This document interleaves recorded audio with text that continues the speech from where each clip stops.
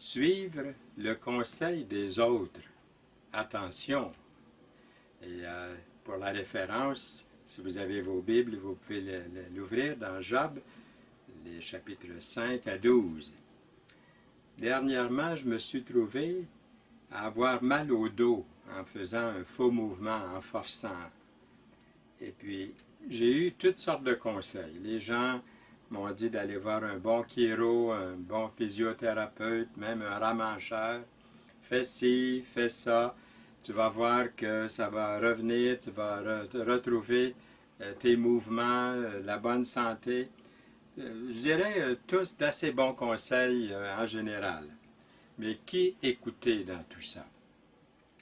Lorsqu'on reçoit des conseils pour notre vie morale et spirituelle, c'est beaucoup plus important de se demander d'où vient vraiment la source d'information.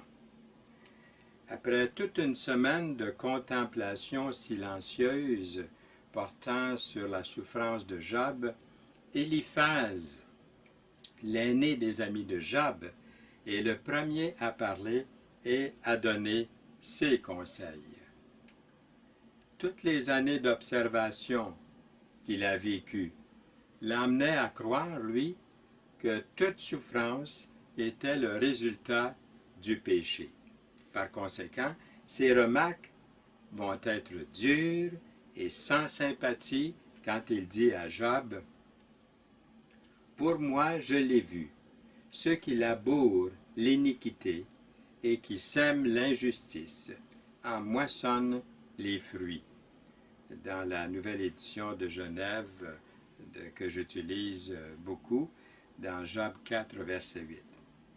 Selon ce que j'ai vu, continue-t-il, ceux qui labourent l'iniquité et qui sèment la misère, la moissonnent. Et cette fois-ci, c'est la version Darby que j'ai utilisée de Job, chapitre 4, verset 8. Éliphaz a tenté de convaincre Job qu'il devait confesser son péché. Il dit à Job au chapitre 5, verset 17, « Heureux l'homme que Dieu châtie, ne méprise pas la correction du Tout-Puissant. » Alors qu'il achève son accusation, Éliphaz est confiant qu'il sait pourquoi Job souffre. Voilà ce que nous avons reconnu. Voilà ce qui est à toi d'entendre et de mettre à profit, dit-il à Job, dans Job 5, verset 27. Voilà le résultat de nos longues recherches, continue-t-il. Il en est bien ainsi, laisse-toi informer et fais-en ton profit. Au verset 27 du même chapitre 5 de Job. Imaginez-vous, en plus des souffrances physiques de Job, sa perte financière, la mort de ses enfants et l'amertume de sa femme envers Dieu, les trois amis de Job jugent mal son intégrité et continuent jour après jour à le harceler. Job admet effectivement que certaines de ses remarques sont impulsives, telles que souhaiter ne jamais être né. Dans Job 3, 11, « Pourquoi ne suis-je pas mort dans le ventre de ma mère? Pourquoi n'ai-je pas expiré au sortir de ses entrailles? » dit Job. Pourtant, Job ne fait qu'exprimer son angoisse mentale, à un moment où il est accablé de douleur et de peine. Job ressent le dard amer de la condamnation d'Éliphaz. Mais Job, ne tenant pas compte de l'insinuation d'être accusé d'hypocrite, Job demande une évaluation plus complète de son caractère en disant « Ah, combien je voudrais que l'on pèse ma peine et que l'on évalue le poids de mon malheur. » dans le chapitre 6, verset 2 de Job. Job n'est pas un hypocrite comme le prétend ses soi-disant consolateurs ici. Cependant, pour des raisons que Job ne comprend pas, Dieu n'est pas venu immédiatement à sa défense. Même pire, Job pense qu'il a été percé de ses flèches, les flèches de Dieu, car les flèches du Tout-Puissant m'ont percé, et mon âme en suce le venin. Les terreurs de Dieu se rangent en bataille contre moi. Job 6,4. De nouveau, les souffrances de Job font la lumière sur une glorieuse révélation de son discernement spirituel. Il dit, « Qu'est-ce que l'homme pour que tu en fasses tant de cas, pour que tu daignes prendre garde à lui, pour que tu le visites tous les matins, pour que tu l'éprouves à tous les instants. » Job chapitre 7, versets 17 et 18. Cette pensée de Job exprime le haut degré de tendresse et de compassion que Dieu a pour toute l'humanité. Il s'en rend compte, Job, ici, spécialement quand nous plaçons ce haut degré de tendresse dans le contexte de notre insuffisance personnelle devant un Dieu créateur, devant un grand Dieu. Nous trouvons notre origine dans la poussière. Notre caractère a été profané par le péché. Notre durée terrestre est courte. Et sans la nouvelle naissance miraculeuse, tous ceux et celles qui rejettent le Christ comme leur sauveur personnel sont destinés à l'enfer éternel, à la séparation d'avec Dieu pour toujours. À cause du grand amour de Dieu, le Seigneur visite chacun d'entre nous chaque matin, cherchant à diriger nos vies vers lui, car ce n'est pas sa volonté qu'aucun périsse, selon 2 Pierre 3, verset 9. À cause de ça, Dieu nous met à l'épreuve, constamment. Si ce n'est pas en nous affligeant, c'est en nous bénissant. Si ce n'est pas par la douleur, alors par le plaisir.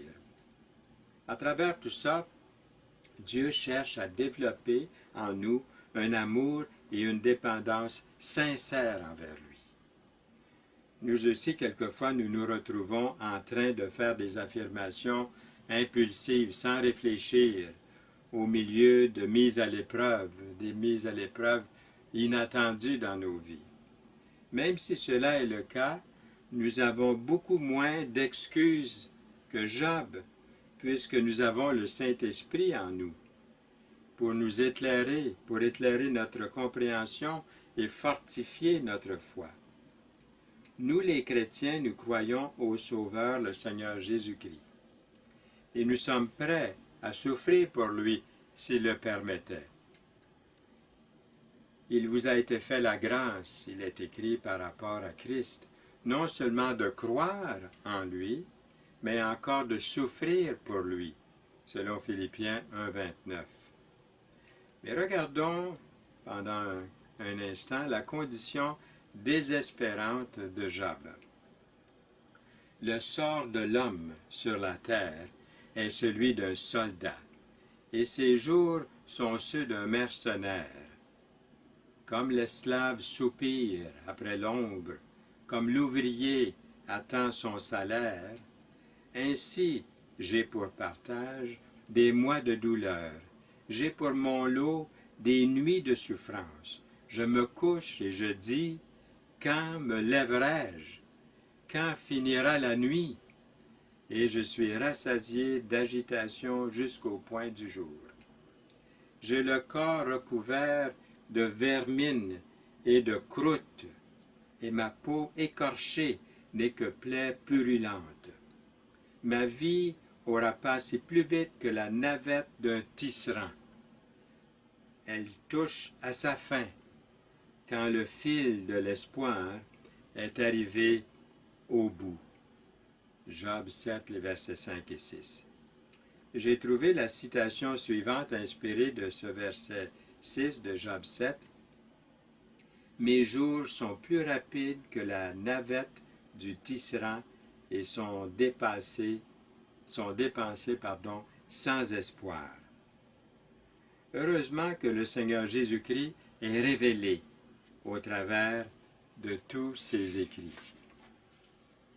Jésus était connu comme étant un homme de douleur et habitué à la souffrance, selon Ésaïe 53, verset 3.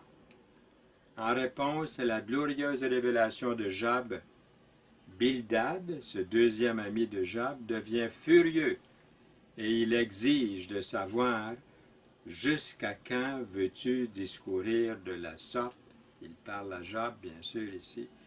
Et les paroles de ta bouche seront telles un vent impétueux. Si tu es juste et droit, certainement alors il veillera sur toi et rendra le bonheur à ton innocente demeure. Bildad révèle non seulement son manque de compassion, mais aussi son manque de discernement spirituel.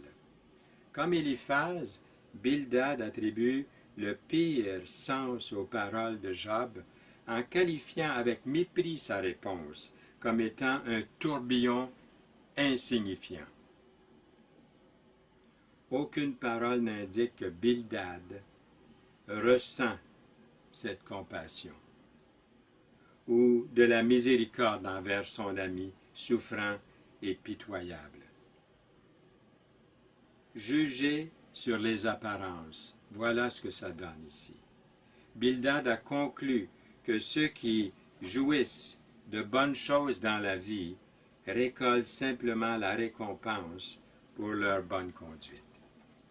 La théorie qui relie toute souffrance au péché et qui dit que les bonnes personnes sont toujours récompensées avec de bonnes choses est fausse, naturellement.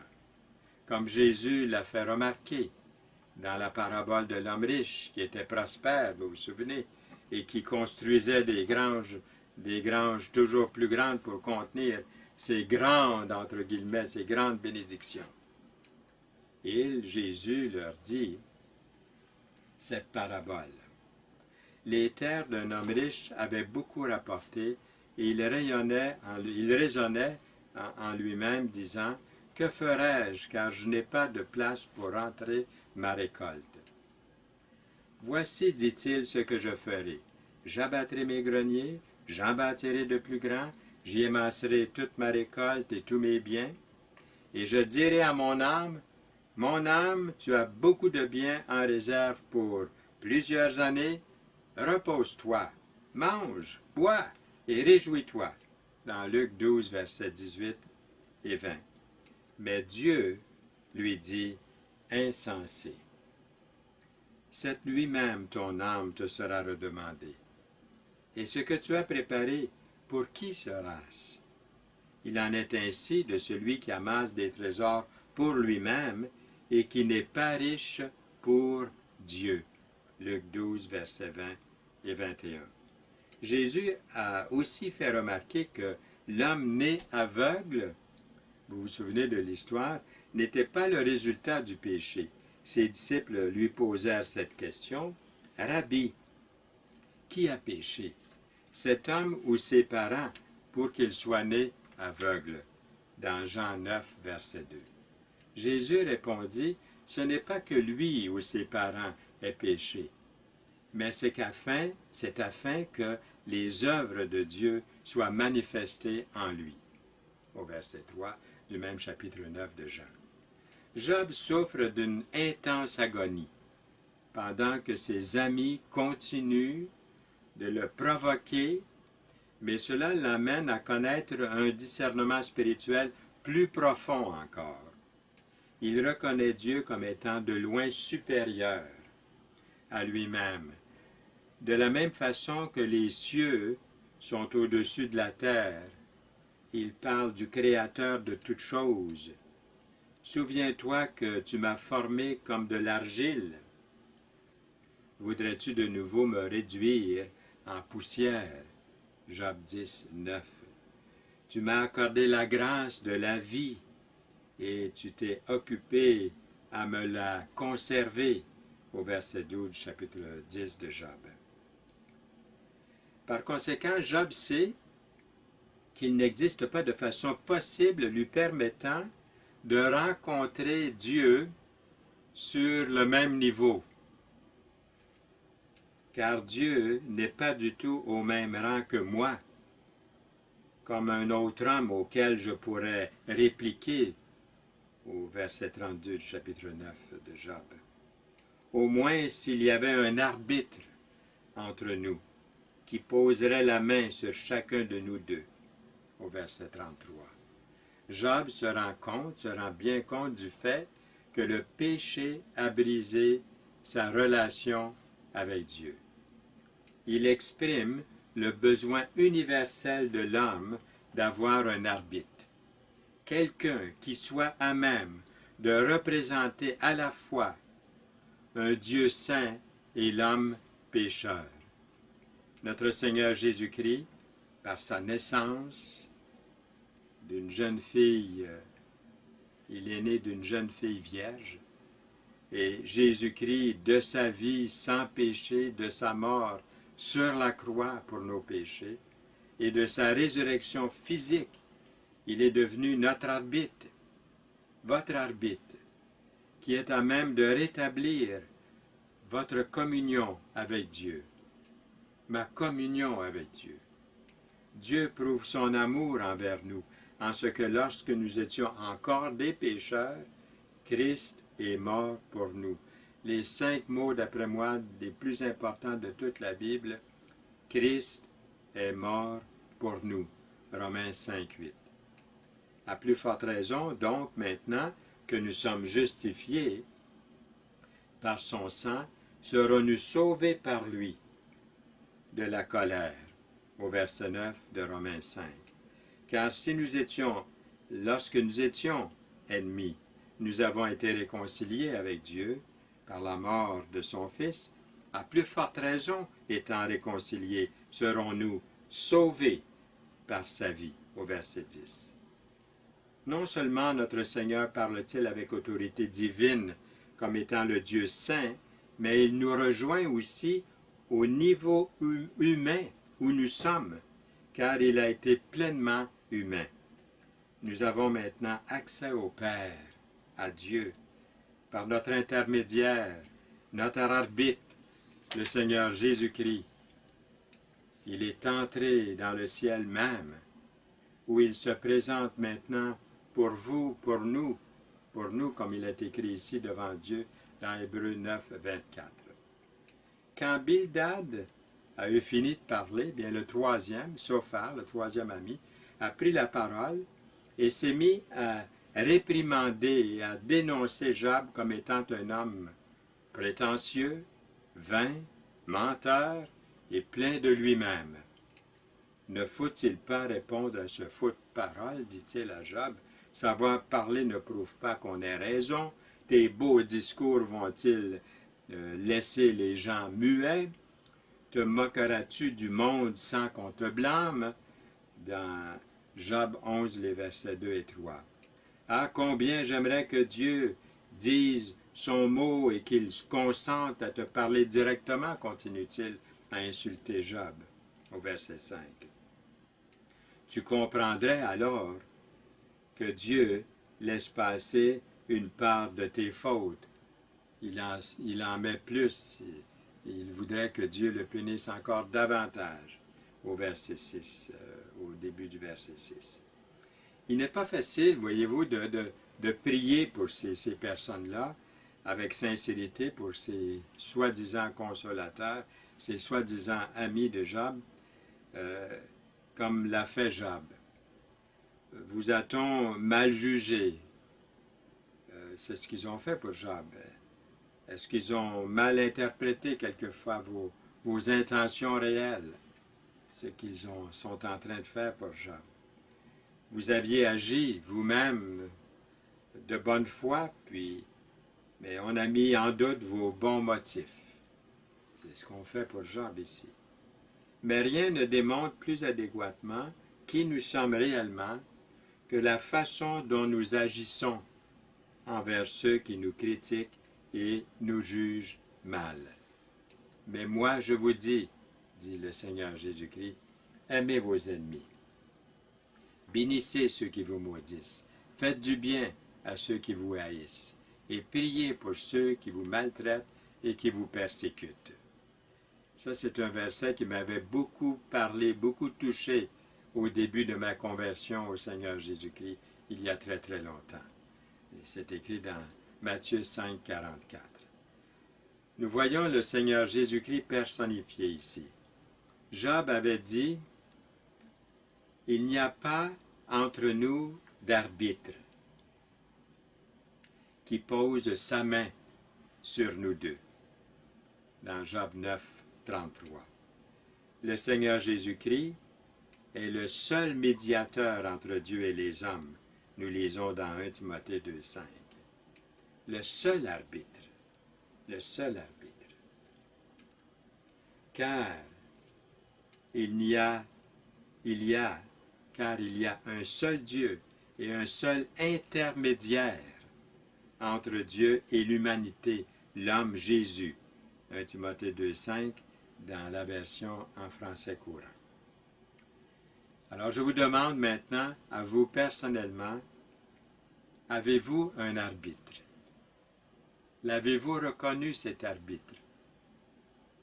Qui est votre arbitre? Amen. Amen. Que le Seigneur vous bénisse abondamment. Père Saint, au nom du Seigneur Jésus-Christ, nous nous recommandons à toi pour cette journée et pour cette nouvelle semaine devant nous. Seigneur, nous te remercions que nous avons un arbitre dans le Seigneur Jésus-Christ, le Sauveur, le Seigneur de notre vie. Nous voulons le reconnaître si ce n'est pas déjà fait et réaliser qu'il nous a sauvés pleinement, entièrement, en mourant sur le bois du calvaire à la croix pour nous. Nous te remercions au nom précieux de Jésus-Christ.